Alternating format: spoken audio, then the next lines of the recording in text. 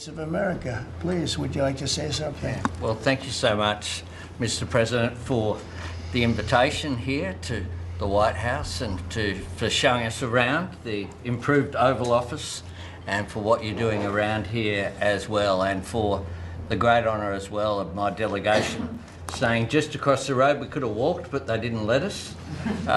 We drove all of 20 metres there from Blair House, but it's a great honour to be able to stay there.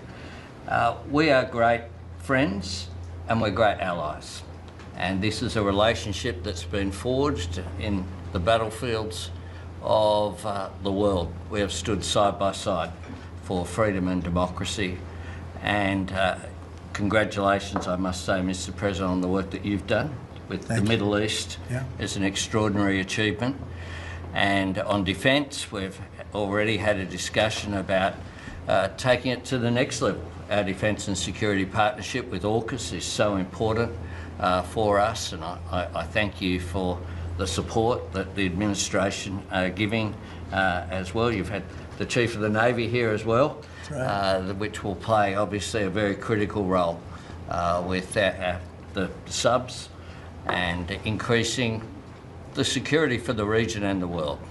And our economic relationship is so important. The US has a trade surplus with Australia, as you know, and we can continue to take what is every opportunity to improve the relationship even further and make it even stronger. And today's agreement on critical minerals and rare earths is just taking it to the next level, seizing those opportunities which are before us to take our relationship to that next level. And it's been fantastic, the contact that we've had together, the friendship that we've developed. And Australians love America, and I think Americans kind of like Australia too. It's true, we do. And as we go forward, I think that today will be seen as a really significant day in our relationship. So I thank you very much, Mr. President. Well, thank you very much, Anthony. It's an honor to sign this, and we'll do it now. And then we'll take some questions. Some good ones, I think.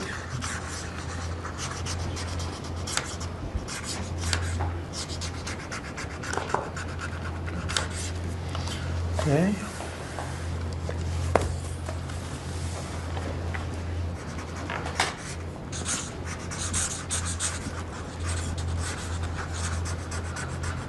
Well, this is a $8.5 billion pipeline that we have ready to go. That's right. It's all ready to go. Just getting started. And we're doing a real job on rare earth and many other things. Perhaps I could ask John to say a few words, and then we'll exchange papers. But just how are we doing on your naval purchases and all of the submarines that we're working on with Australia? How's that going? Thank you, Mr. President. Obviously, Australia is a very important ally of ours in the Indo-Pacific and in every battle. They've fought with us since World War I and have always been side by side. The facility that they're building, Surf West, is critical and very important to our ability to project power in the Indo-Pacific and work with our allies. So we're working very closely. I think what we're really trying to do is take the original AUKUS framework and improve it for all three parties and make it better and clarify some of the ambiguity that was in the prior agreement. So it should be a win-win for everybody, sir. And the submarines that we're building for Australia are starting to really move along, right? The process is getting very exciting, isn't it? We're getting better. That's good. Very good. It's going to be great. Thank you very much. Maybe we'll hold this up. Okay. Here we go.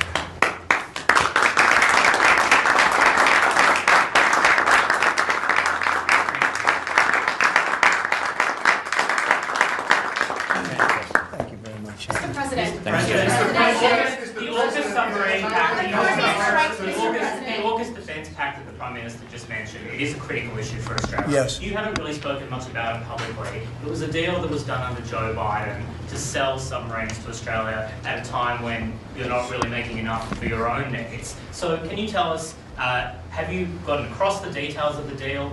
Do you support it, and will you honour it? It was made a while ago, and nobody did anything about it, and it was going too slowly. we do actually have a lot of submarines. We have the best submarines in the world, anywhere in the world, and we're building a few more currently under construction. I think we have it all set. With Anthony, we've worked on this long and hard, and we're starting that process right now, and I think it's really moving along very rapidly, very well. But if the rate of submarine production doesn't continue, how can you guarantee Australia will get the boats? Oh, it's getting. Oh, no, they're getting. Mr. President, at least 32 people have been killed in those. Excuse me, you're next. Go ahead. China's bad behavior has really only gotten worse since the AUKUS partnership was formed. With that in mind, is the door open for Australia to get additional nuclear-powered submarines or other military capabilities not already in the deal? I think China's been very respectful of us. They're paying tremendous amounts of money to us as in the form of tariffs. As you know, they're paying 55%. That's a lot of money. They never were paying anything over years and years and years. But they were like anybody else. A lot of countries took advantage of the U.S. They're not taking advantage anymore. No, China's paying 55% and a potential 155% come November 1st unless we make a deal. And I'm meeting with President Xi. We have a very good relationship. We're going to be meeting in South Korea in a couple of weeks. And we'll see what we can do. We have a very good relationship with China, but, you know, it's been probably a little bit like your relationship with China. They try and take advantage, but most countries do. I mean, I can say the European Union took advantage, but not anymore. We worked out a very fair trade deal. Japan, we worked out a very fair deal. South Korea, where I'll be meeting President Xi, we worked out a very fair deal. And I expect we'll probably work out a very fair deal with President Xi of China. So most of you will be with us. It's going to be very exciting. And I think we're going to work out something that's good for both countries. Are you at least interested in expediting the nuclear-powered subs to Australia? Well, we are doing that, yeah. We're doing that. We have them moving very, very quickly. Mr. President, I don't think you've ever been to Australia. Have you thought about coming to Australia and trying out some of the golf courses? I would, and I actually have been to Australia, and I did play one of your great golf courses. They have great golf courses there. But I have been to Australia, actually. Would you come again? Oh, I would. In fact, I've been invited to go, and Indeed. I'll have to give it serious consideration. No, it's a real Did possibility. the Prime Minister invite you today? He did. And perhaps we could time it, must be said, with the President's Cup that Australia hosts as well. So When is the President's Cup? we'll organise it at a time suitable for you, Mr. President. Please, in the back, please.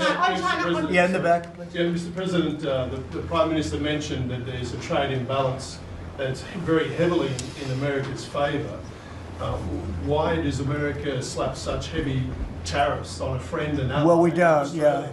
Well, we do in some cases. We do in many cases because we've been treated unfairly. But actually, the tariffs are very light. The one thing is you buy a lot of airplanes, so that helps because you buy a lot of the beautiful Boeings, the best of the Boeings. Boeing, and by the way, Boeing is really doing well. They have lots of orders, and they're really doing a great job. They make a great plane. But Australia, because of its location, which is great, but one of the things dictated by that location is you have to order a lot of airplanes. So I guess we have that advantage. They need a lot of airplanes in Australia, and that gives us a little bit of an advantage. Mr. President, yeah, your Secretary of War, Pete Hegseth, in his Shangri-La speech in, I think it was May, warned about the potential likelihood or threat of President Xi ordering an invasion of Taiwan. 2027 is also the year that Fleet Base West is supposed to start rotating those US and UK submarines. Do you see AUKUS as a deterrent for China in the Indo-Pacific? Yeah, I do. I think it is, but I don't think we're going to need it. I think we'll be just fine with China. China doesn't want to do that. First of all, the United States is the strongest military power in the world by far. It's not even close. Not even close. We have the best equipment. We have the best of everything, and nobody's going to mess with that. And I don't see that at all with President Xi. I think we're going to get along very well as it pertains to Taiwan and others. Now, that doesn't mean it's not the apple of his eye, because probably it is. but I don't see anything happening. We have a very good trade relationship. We're going to have a very good, I think when we leave South Korea, could be wrong, but I think we'll end up with a very strong trade deal. Both of us will be happy. No, I don't see that happening, no. Mr. President, given the trade surplus that the US enjoys with Australia, would you consider lifting the tariffs that you've imposed on Australia? And can you give us any details about the critical... Yeah, well, the tariffs have been amazing because, tariffs have been really a reason that I was able to settle almost all of the, I've settled 8 wars in 8 months. Not bad. I have one more to go. It's Russia, Ukraine, and I think we'll get there, but it's turned out to be nasty because you have 2 leaders that truly hate each other, You can't have it all, right? They hate each other beyond all else, and it makes it actually a little bit difficult. But we try, of the 8 deals, I would say because of tariffs, 4 or 5 of them were settled. It's an amazing thing, the power of tariffs in terms of our country. But tariffs have always been used against us. We never use them against anywhere else. And now you have a president that for national security reasons and other reasons is using them. And we've become a very rich nation again and a very secure nation again. But we've also become a nation that used that power of tariffs and the power of trade to settle 5 of the 8 wars that I settled. I settled 8. I'm very proud of that. Nobody else has settled 1. I don't think there's been an American president that settled 1. I think there probably hasn't been outside of the 2 countries involved, or however many are at war. I don't think there's ever been an outside country that settled a war, period. So I settled 8 in 8 months. I'm proud of that. Now, in the meantime, I'm running a country that's right now we're the hottest country anywhere in the world. We were dead. A year and a half ago, we were a dead country. Now we're the hottest country in the world, economically and otherwise. So. But I will say this, Australia pays very low tariffs, very, very low tariffs. In fact, Australia pays among the lowest tariffs. Please, go ahead. Mr. President, there's been concern in Australia that it's taken 9 months to get this meeting. Have you had any concerns with this administration, with its stance on Palestine, climate change, or even things the ambassador said about you in the past, the Australian ambassador? I don't know anything about him. I mean, if he said bad, then maybe he'll like to apologize. I really don't know. Did an ambassador say something bad about him? Don't tell me. I don't. Where is he? Is he still working for you? Yeah. You said bad? Before I took this position, Mr. President... I don't like you either. I don't, and I probably never will. Go ahead. No, you went. Go ahead, behind you. Mr. President, your Secretary of the Navy said there will be some clarifications around some ambiguities on AUKUS. Can you tell us... Well, he'll get that taken care of. These are just minor details that he'll take care of.